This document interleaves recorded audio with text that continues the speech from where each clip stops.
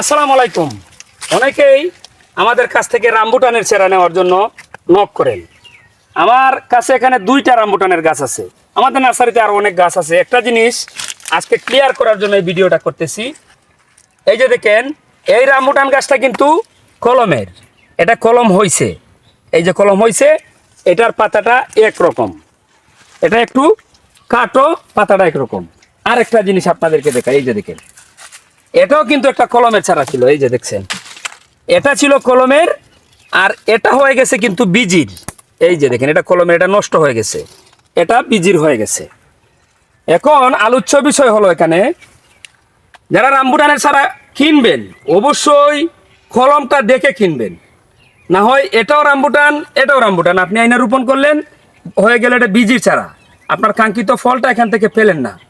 তাই রামবুটানের চারা খরিদ করার ক্ষেত্রে অবশ্যই কলম দেখে কিনবেন।